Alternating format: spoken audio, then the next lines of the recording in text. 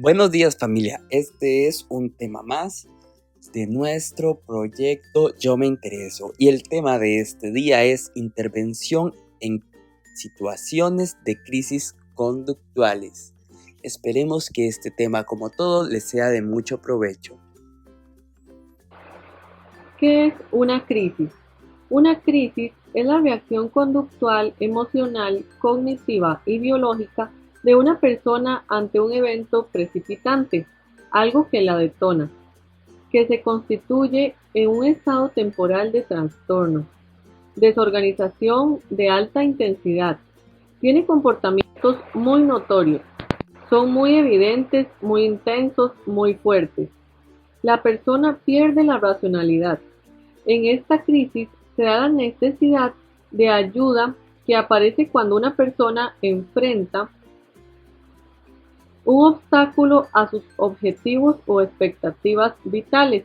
Por ejemplo, no logra lo que quiere en ese momento y por el sentimiento de frustración puede detonar. En la crisis se pierde temporalmente la capacidad de dar una respuesta efectiva y ajustada al problema, ya que estos episodios tienen una alta probabilidad de agravarse. Llegan incluso a conductas de agresión física hacia ellos mismos o hacia otros, porque fallan los mecanismos habituales de afrontamiento, existe incapacidad para manejar las situaciones o dar soluciones a otros problemas. ¿Quiénes pueden tener una crisis conductual? Estos temas, como ustedes conocen, van dirigidos a la población con discapacidad. Sin embargo, es importante entender que una crisis conductual nos puede suceder a cualquiera, ya que si no contamos con las habilidades de comunicación o de comprensión de las herramientas para autocontrolarnos, pues también nos vemos expuestos a poder tener una crisis conductual. Esto podría generar que la persona incurra en una crisis aunque no sea una persona en situación de discapacidad. ¿Por qué suceden las crisis? Causas. Si bien en ocasiones estos cambios suceden de un modo repentino y son muy evidentes, en otros casos los cambios de conducta pueden producirse gradualmente, pasando un poco desapercibidos al principio. La crisis surge de un evento precipitante, es decir, algo que va a detonar la crisis, que genera impacto emocional e implica desorganización y desequilibrio, y esto podría ser por un suceso traumático, la incapacidad para manejar situaciones nuevas, también dramática confusión de sentimientos, pensamientos y conductas, un componente sensorial, por ejemplo, muchísima bulla o estar muy expuesto a tecnología, a mucho uso del celular o al televisor. También muchísimo tiempo libre, muchísimo aburrimiento, la frustración, es decir, mucha exposición al fracaso, que usted intenta hacer algo y siempre le sale mal. También puede ser por dolor, miedo o angustia y dificultad para no darse a entender.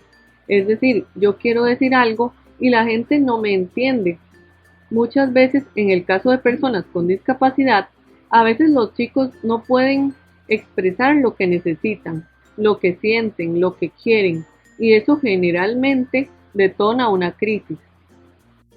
Es más probable que una crisis se desarrolle desde una persona que no ha terminado de adquirir o fortalecer sus habilidades de autocontrol o de comunicación, que es lo que le permite que nos autocontrolemos en situaciones de estrés. Por ejemplo, le puede pasar a cualquier persona, pero vamos a partir de que las personas adultas ya han desarrollado ciertas habilidades de autocontrolarse para no detonar en una crisis cada vez que algo que no nos sale o como nosotros queremos o esperamos. Podría suceder a cualquier persona, no está relacionado con la edad, sino con las conductas adaptativas, al repertorio de conductas adaptativas que una persona haya podido adquirir y que le permitan hacer frente a las diferentes situaciones. ¿Cuánto tiempo puede durar una crisis? Afortunadamente pueden durar durante un lapso de tiempo o presentarse en pequeños lapsos de tiempo. También se pueden presentar solo una vez y nunca más volver a aparecer, porque son episodios de muy alta intensidad. Las crisis conductuales son las que tienen episodios de comportamiento, como por ejemplo, tirar cosas, romper, golpear. Se pueden hacer muy largas cuando estamos acompañados de la persona que está en crisis, pero recordemos, la crisis es temporal y va a acabar. Algunas señales que permiten predecir o detectar los primeros signos de la crisis. Cambian los gestos faciales, cambian el tono muscular, rigidez, algunos movimientos repetitivos, ansiedad anticipatoria, culpa, ansiedad generalizada, preocupación, trastornos del habla, palpitaciones, reacciones de pánico, bloqueo mental, taquicardia, miedo, negación, desconfianza, enfado, rabia, sensación de impotencia, alteraciones del sueño, irritación, dificultades de atención, fatiga, mareos, hostilidad y agresividad. Los 4 niveles de desarrollo de una crisis y cómo reaccionar según el nivel. En el primer nivel vamos a encontrar el nivel de ansiedad.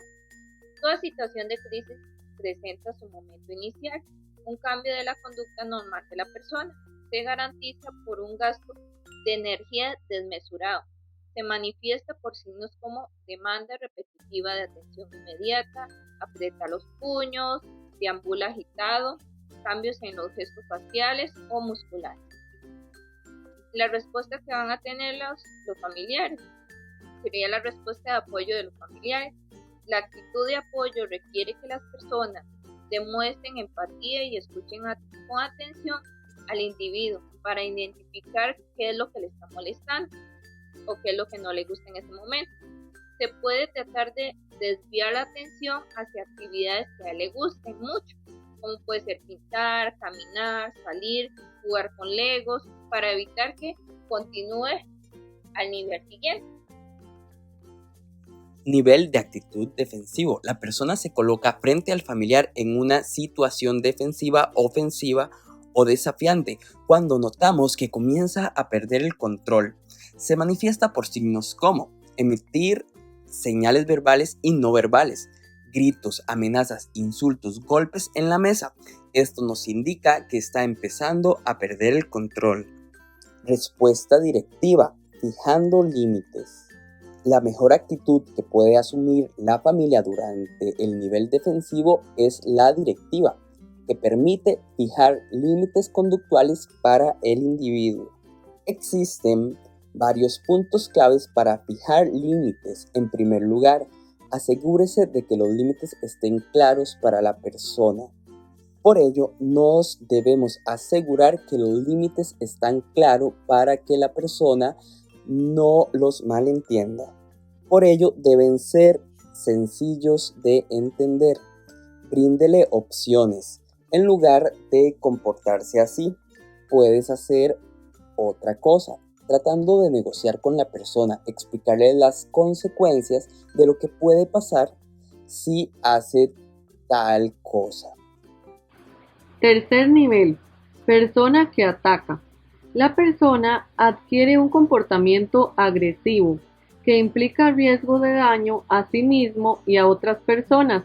Se manifiesta por intención de agredir al familiar, tirar cosas al suelo, utilizar objetos que le puedan producir daño a otros. En este momento hay pérdida total del control. La respuesta de intervención física no violenta en crisis, en este caso, en este nivel. Se debe tratar lo más posible de estar lejos de la persona, pero cuidando que no se haga daño. Alejar todos los objetos peligrosos y valiosos que se encuentren en el lugar. Si ya no hay remedio y como fin último, debe utilizarse solo como último recurso, ya que está ahora en el punto donde usted ha agotado todos los medios verbales de manejar esta situación. Si la persona ya no responde a la razón y representa un peligro para sí mismo y para otras personas, en el área se debe considerar controlar físicamente, pero tome en cuenta, sin maltratar y con la mínima fuerza, para no hacer daño a la persona en crisis. Cuarto, reducción de nivel de tensión. Una vez ocurrido el ataque, disminuye el nivel de tensión, es tanto física como emocional. En este momento la persona comienza a recuperar el control racional. Si usted está restringiendo a la persona, en este momento puede llegar a sentir la reducción de la tensión de los músculos del cuerpo. Puede que se duerma y no controla esfínteres. En la relación terapéutica, la cuarta y última respuesta de la persona durante la reducción de tensión del individuo es la relación terapéutica, uno de los mejores momentos para tratar de hablar con la persona. Muchas veces la persona está tratando activamente de justificarse. Hay que hacerlo sin regañarlo y debemos ser muy empáticos. ¿Cuál es el papel que tiene que cumplir el resto de los miembros de la familia? En los diferentes momentos de la crisis hay diferentes posiciones. Si la idea es desviar la atención y que se tranquilice, se aparta, se le da su espacio para que la persona se tranquilice. Pero si está en nivel 3, cada uno de los integrantes de la familia tiene que asumir un rol. Uno, para resguardar nuestra seguridad y evitar que se autoagreda. No podemos estar en el nivel 1 a 1 con la persona. En el nivel máximo de crisis, más si se está haciendo daño, es importante tener apoyo. El papel que asume cada integrante, salvaguardando la integridad de los más vulnerables de la casa. El papel de apoyo consiste en que en ningún momento me voy a tomar el comportamiento de manera personal, porque cuando eso sucede, pierdo la calma y me desbordo yo también y reacciono. Ya no estoy planificando mis respuestas, sino que estoy reaccionando y eso podría entorpecer el abordaje o una respuesta efectiva ante la situación de crisis. Pero definitivamente tiene que haber otro momento donde ya todos los miembros de la familia y la persona han recuperado el control físico y mental para repasar qué fue lo que pasó. Y la próxima vez que estés en esta situación, ¿qué podríamos hacer en vez de golpear, en lugar de romper o de pegar gritos? ¿Cuáles son opciones de comportamiento alternativo, ya que muchas veces subestimamos su capacidad de comprensión y pensamos que no van a comprender? Sin embargo, se debe de dialogar con la persona que entró en crisis. Tips para intervención en crisis. La intervención en crisis depende de varios factores. Podemos utilizar un protocolo de intervención en crisis previamente establecido. Los familiares se dividirán los papeles que van a cumplir cuando la persona entre en una crisis. Sin embargo, el mismo tendría que ser modificado de acuerdo a la situación particular que se presenta o a las circunstancias que rodean la misma. Habrá que valorar diversos factores. Causas internas o externas de la conducta agresiva, sobre las cuales la familia tiene poco o ningún control. Habilidad de controlar su propia conducta, no tomar personalmente la agresividad de otros. Los familiares no siempre pueden controlar los factores especificantes, pero sí pueden controlar su propia reacción a la conducta agresiva. Mantenga una actitud sin reacciones exageradas o actos inadecuados.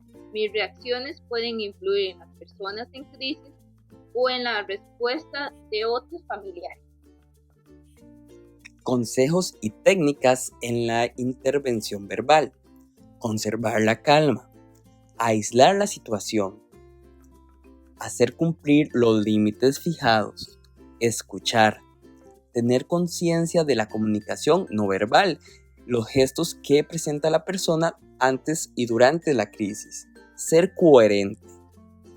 conciencia de la comunicación paraverbal, que es todo lo que nos está diciendo, como lo decíamos, gestos y movimientos de las manos. Intervención verbal, lo que no se debe hacer. Reaccionar exageradamente. Provocar una lucha por el poder. Hacer falsas promesas. Pretender prestar atención. Precipitarse a emitir juicios. Amenazar, gritar o utilizar gestos exagerados. Produce confusión y frustración. Por lo mismo, no se debe de hacer. Claves para fijar límites. La primera sería ser sencillo y claro. Pórtese bien, no hay que hacerlo, tiene que decírselo, indicar específicamente lo que se quiere que haga. Ya que es una indicación muy general, voy a darles un ejemplo. Ten cuidado, no te golpees ni golpees a las personas. En la segunda serían las razonables. No pedirle algo imposible. Y en la tercera son las aplicables. Lo que le digo que va a pasar, tiene que pasar. Un ejemplo, hoy te quedas sin escuchar música como consecuencia de tus acciones. Se debe cumplir lo establecido, es decir, no se escucha música, ya que si se le permite, no tomará en serio las indicaciones que uno le está dando. Vamos a intentar también diseñar un plan de intervención en situaciones de crisis. Es importante definir cuidadosamente en qué consiste una situación de crisis.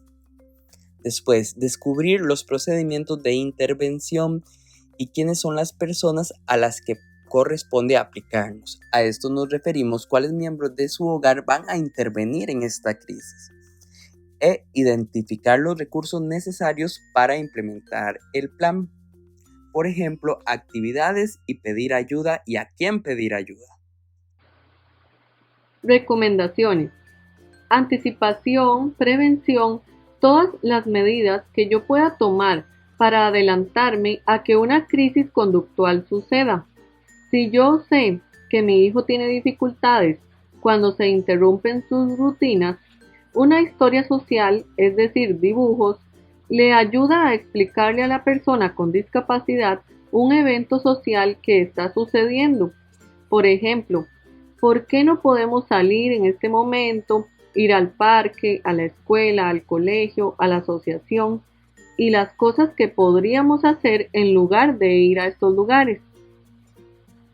La posibilidad de hacer actividades placenteras con ellos, preparar recetas fáciles que les guste, permitir el espacio cuando vemos a la persona un poco alterada, permitir el desahogo es importante donde la persona grita o insulta, permitirle que lo realice.